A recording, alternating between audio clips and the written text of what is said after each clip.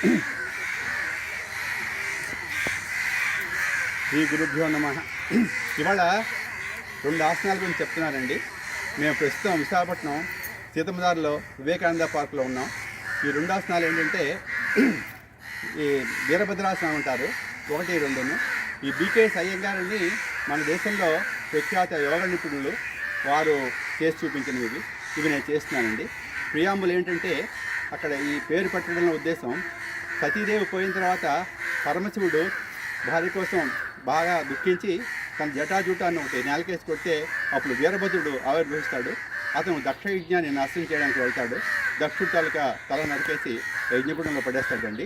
బహుశా ఈ పేరు పెట్టడంలో ఏంటంటే ఆయన ఆ ధ్వంసం చేయడానికి వెళ్ళేటప్పుడు ఆ ఉగ్రరూపం ఎలా ఉంటుంది అనేది చూపించడానికి ఈయన చెప్పుకుంటారేమో అనుకుంటున్నానండి. ఇప్పుడు అది మొట్టమొదట ఇది తాళాసనం అంటారండి.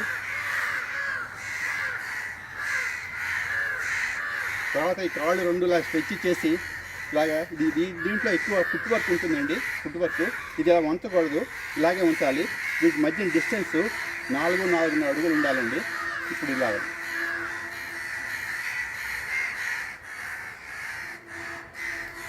తర్వాత ఇది భూమికి ప్యారలల్గా ఉండాలండి. ఇక్కడ నుంచి ఇక్కడికి 90 డిగ్రీస్ ఉండాలి. తర్వాత ఇది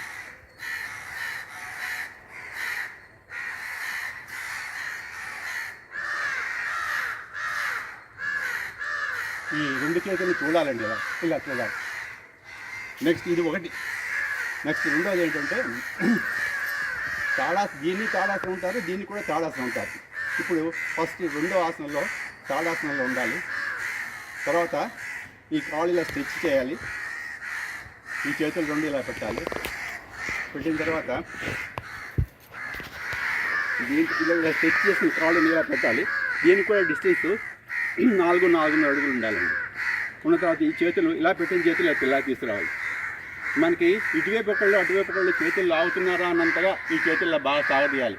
సాగతీసి ఇది చూసి ఈ చేతాలకు దీన్ని మనం దీంతో ఇలా చూస్తూ ఉండాలి.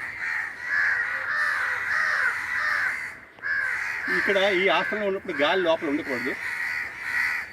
మళ్ళీ మనం వచ్చినప్పుడు మళ్ళీ గాలి తీసుకుని ఈ తాడాసనంలోకి రావాలండి.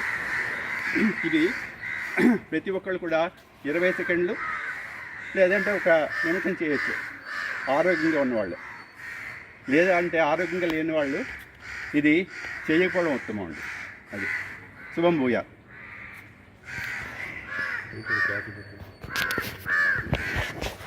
ఇప్పుడు రాణి గారు చూడండి.